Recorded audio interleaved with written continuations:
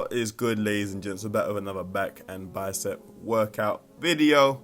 This is my warm-up, just getting some clean reps in.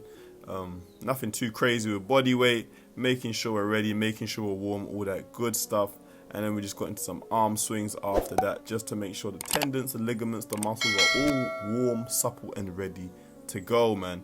This is my second time recording this voiceover because my microphone decided to shag me the first time. So this is the second time.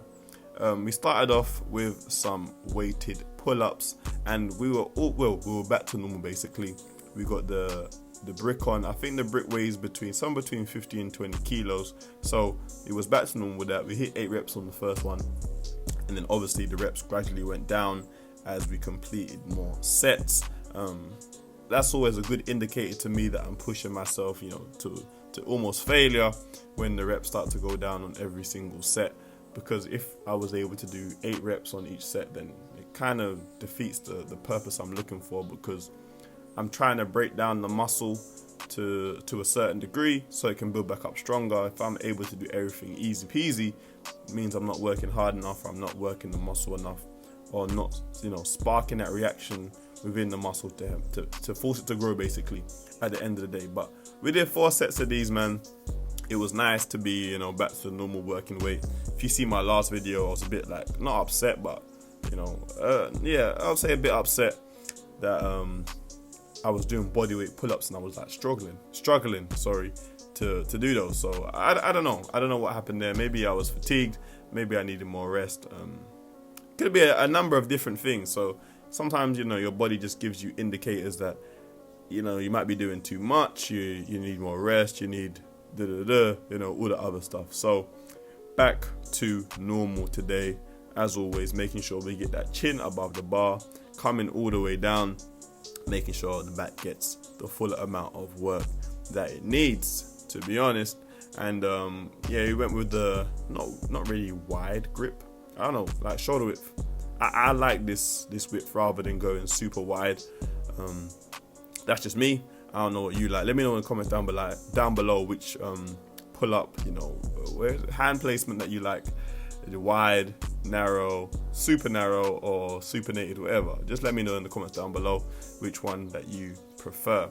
And as the reps got lower and lower, I changed the weight down to the kettlebell. I don't know how much this kettlebell weighs. Maybe I can see it nope, can't see it, but I'm sure we'll see it when the screen's bigger.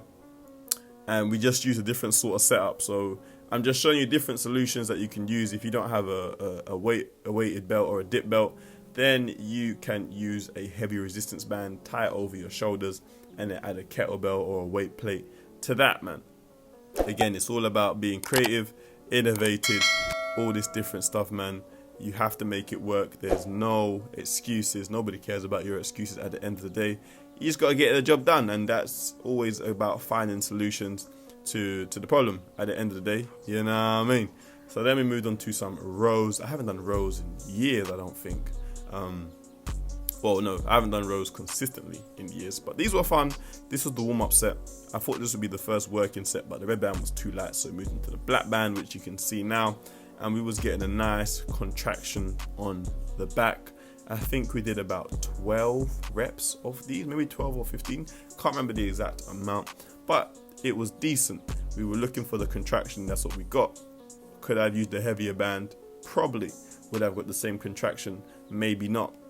Sometimes it's not about how much weight or resistance that you can move. Sometimes it's about the mind-muscle connection, what feels the best.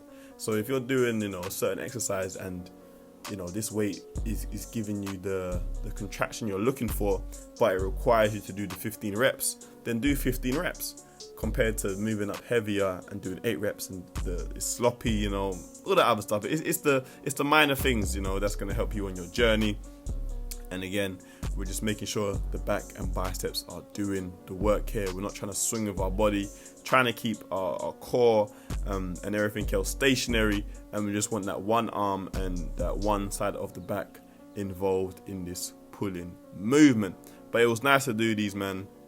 Really was. I think we ended up doing 4 sets in total, and just putting in the work, man. Just having fun, making sure the workouts don't get boring or tedious. And if you ain't got a set of resistance bands, get some. Like really, they're so versatile. You can take them anywhere. You can perform these exercises almost anywhere. And then we moved on to the rows, and my row reps have actually gone up, to be honest. I think I got 12 reps on the first one, and then I think I was probably doing about 10 consistently. Whereas before I would get like 10 reps on the first one and then move down to like 8 or 7 for the rest of them. So it's always good when you can see that you've made improvements. I did take a break from doing the rows. Maybe that's why. Sometimes your body needs a break from doing a certain exercise and you have to do something else to help, to help that area just get a bit more rest, develop whatever, all that good stuff, you know what I mean?